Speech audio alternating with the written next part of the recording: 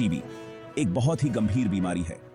यह बीमारी इतनी खतरनाक है कि अगर समय पर इसका इलाज न किया जाए तो यह जानलेवा साबित हो सकती है।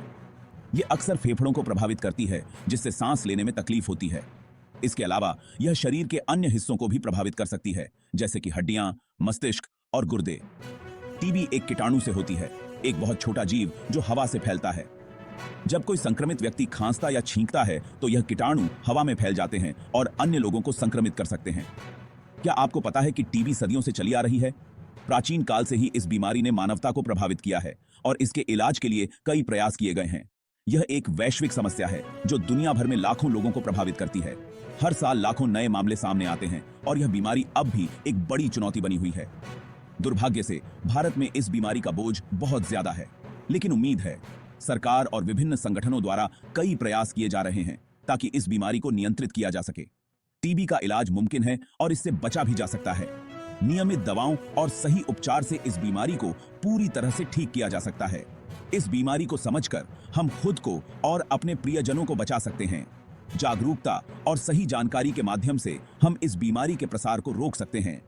तो आइए इस खामोश महामारी और इससे कैसे लड़ा जाए, इसके बारे में और जानें।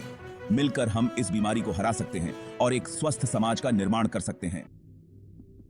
टीबी के लक्षणों को पहचानना बहुत जरूरी है ताकि हम जल्दी से जल्दी मदद ले सकें। टीबी चालाक हो सकती है।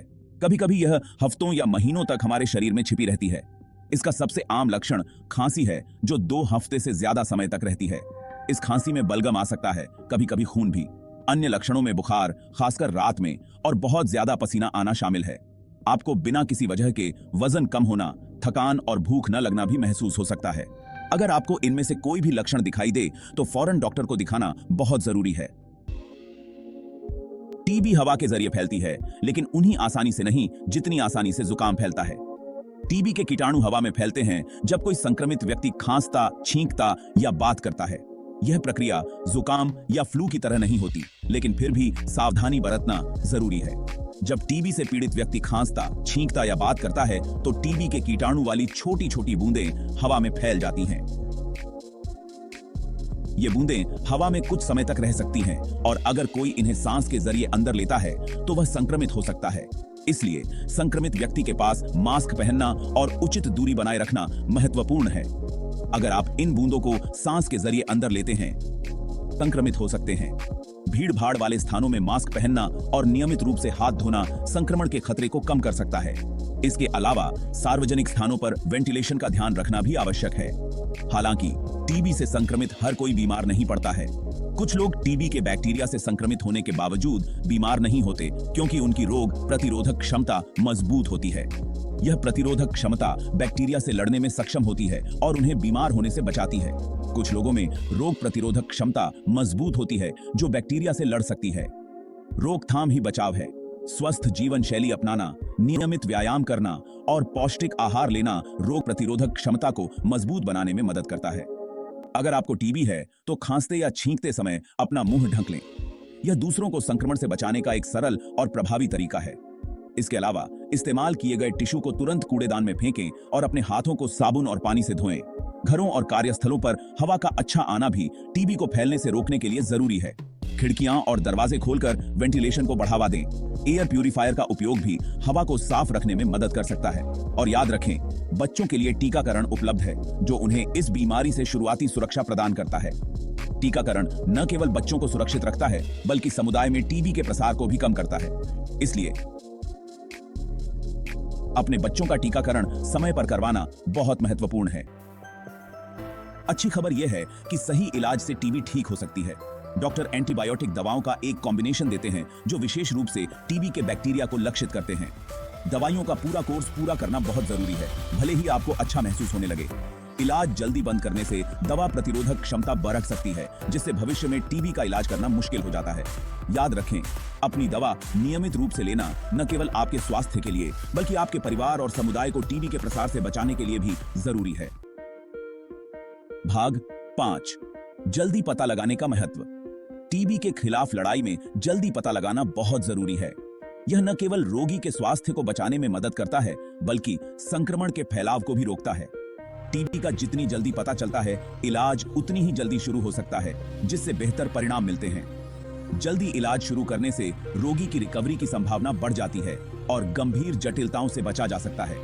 टीबी की जांच में आमतौर पर एक आसान त्वचा परीक्षण या रक्त परीक्षण शामिल होता है।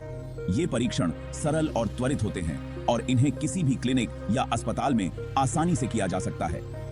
अगर परीक्षण पॉजिटिव आता है तो निदान की पुष्टि करने के लिए छाती का एक्सरे या थूक परीक्षण जैसे और परीक्षणों की आवश्यकता हो सकती है।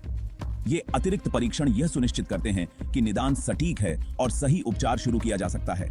अगर आपको कोई चिंता है या आप टीबी से पीड़ित किसी व्यक्ति के संपर्क में आए हैं तो जांच करवाने में संकोच न करें। जल्दी जांच करवाने से न केवल आपका स्वास्थ्य सुरक्षित रहेगा बल्कि आप अपने परिवार और समुदाय को भी सुरक्षित रख सकते हैं। जल्दी पता लगने से जान बच सकती है।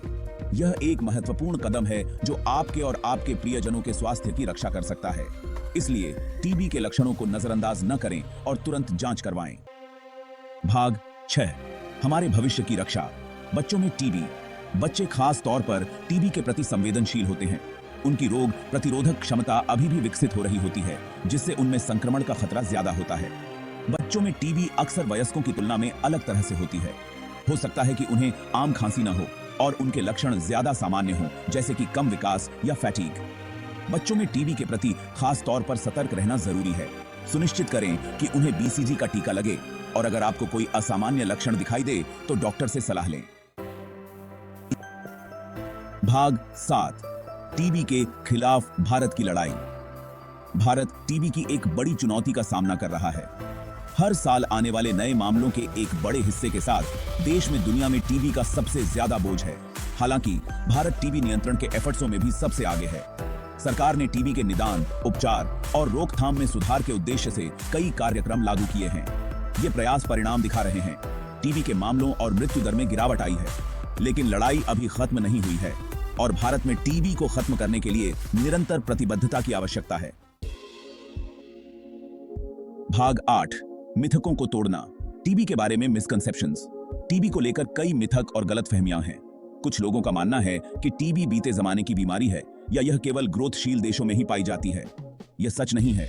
एक और आम मिथक यह है कि टीबी हमेशा जानलेवा होती है, जबकि टीबी गंभीर हो सकती है या सही इलाज से ठीक हो सकती है। स्वास्थ्य सेवा पेशेवरों से सही जानकारी पर भरोसा करना जरूरी है। इन मिथकों को दूर करके हम कलंक को कम कर सकते हैं और लोगों को बिना किसी डर या शर्म के जांच और इलाज के लिए प्रोत्साहित कर सकते हैं। भाग 9, टीबी को खत्म करने के लिए हाथ मिलाना। टीबी को खत्म करने के लिए सामूहिक प्रयास की आवश्यकता है। गवर्नमेंटों, स्वास्थ्य सेवा प्रदाताओं, शोधकर्ताओं और कम्युनिटियों सभी की भूमिका है। हमें स्वास्थ्य सेवा प्रणालियों को मजबूत करने, निदान और उपचार तक पहुंच में सुधार करने और नई और बेहतर टीबी दवाओं और टीकों के लिए अनुसंधान में निवेश करने की आवश्यकता है। एक साथ काम करके हम टीबी से मुक्त दुनिया बना सकते हैं। भाग 10, कार्यवाही का आह्वान। टीबी की रोकथाम में आपकी भूमिका। टीबी के खिलाफ लड़ाई में आपके पास बदलाव लाने की ताकत है। बीमारी, इसके लक्षणों और बचाव के उपायों के बारे में खुद को और दूसरों को शिक्षित करें। अगर आपको टीबी का कोई भी लक्षण दिखाई देता है तो डॉक्टर से सलाह लेने में न हिचकिचाएं। जल्दी निदान और इलाज सफलतापूर्वक ठीक होने के लिए जरूरी हैं।